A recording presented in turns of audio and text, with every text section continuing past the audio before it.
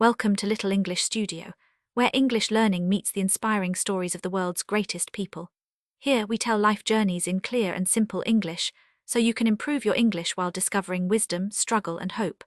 Today we bring you the story of Ebenezer Cobb Morley, the man remembered as the father of modern football. Ebenezer Cobb Morley was born on August 16, 1831, in Hull, a busy port city in East Yorkshire, England. His father, a reverend, gave him a strict upbringing, filled with values of discipline, responsibility, and education. Young Ebenezer was bright and active, with a love for sports and outdoor games. In the 19th century, England was undergoing massive social change.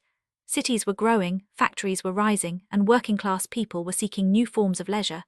Games had always been part of English tradition, from cricket to rugby to local village contests. But football in particular was played differently in every town, school, and community. Some matches allowed handling the ball, others did not. Some were violent with little control or structure, while others tried to emphasize skill. There were no universal rules. This chaos bothered Morley. He was a lawyer by profession, trained in precision and clarity. He believed football needed the same, a unified code of laws that everyone could follow. Morley moved to London in his 20s, where he practiced law and became active in local sports clubs. He was also a keen rower and joined the London Rowing Club, yet football drew his heart the most. At the time, teams in London often played by different rules. When they tried to play each other, disputes broke out. Was it allowed to run with the ball? Could you tackle by hacking the opponent's legs? Could you throw the ball? Matches often ended in arguments instead of goals. Morley saw a solution. The sport needed standardized rules. In 1862, Morley founded the Barnes Football Club, one of the first clubs in London. But more importantly, in 1863, he called together representatives of other clubs to meet at the Freemasons' Tavern in London. This meeting, held on October 26, 1863, led to the creation of the Football Association, FA, the first governing body of football in the world. Morley was chosen as the first secretary of the FA. At these meetings, clubs debated the rules of the game. Should handling be allowed? Should hacking or kicking an opponent's legs remain part of the game? The discussions were heated because many schools like rugby wanted rougher rules, but Morley pushed for clarity, safety, and fairness. He drafted the first set of laws of the game, which were accepted in December 1863. These rules became the foundation of modern football. Handling the ball was banned, except for goalkeepers. Kicking opponents' legs was outlawed. The game was to be played with skill, passing, and teamwork, not brute force. The new rules gave football its identity. Unlike rugby, which continued with handling and rough play, association football, or soccer, became a sport of passing, dribbling, and shooting. Morley himself played in some of the earliest matches under these rules. On December 19, 1863, Barnes played against Richmond in the first game under the new laws. The match ended 0-0, but it marked the beginning of a new era.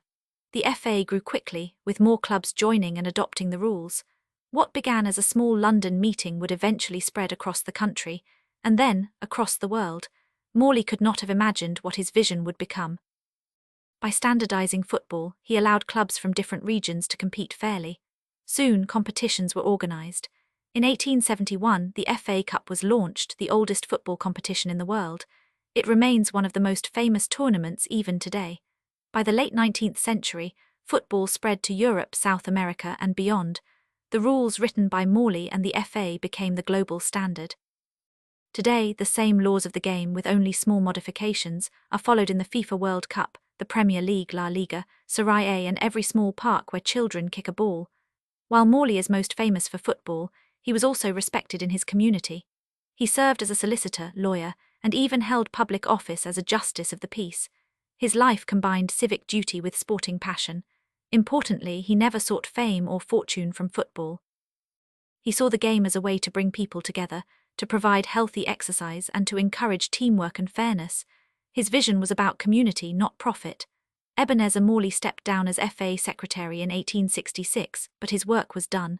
The foundation had been laid. Football was no longer chaos, it was an organized sport with clear laws. He lived a long life witnessing football grow in popularity across England. By the time of his death on November 20, 1924, football was already a global phenomenon. In 2013, on the 150th anniversary of the FA, Morley was honoured across England. His grave was restored, and his contributions celebrated as one of the most important in the history of sport. When we watch Lionel Messi dribble, Cristiano Ronaldo score, or teams lift the World Cup, we are living in the world Ebenezer Morley imagined. Without him, football might have remained a chaotic local game. With him, it became the world's most popular sport, played and loved by billions. His story reminds us that sometimes greatness comes not from scoring goals, but from writing the rules that make the game possible. Ebenezer Morley was not just a lawyer. He was a dreamer who believed in order, fairness, and unity. By writing down the laws of the game, he gave us a gift that crosses cultures, languages, and nations. This is the story of Ebenezer Cobb Morley, the father of modern football, and the man who turned a game into the world's greatest sport.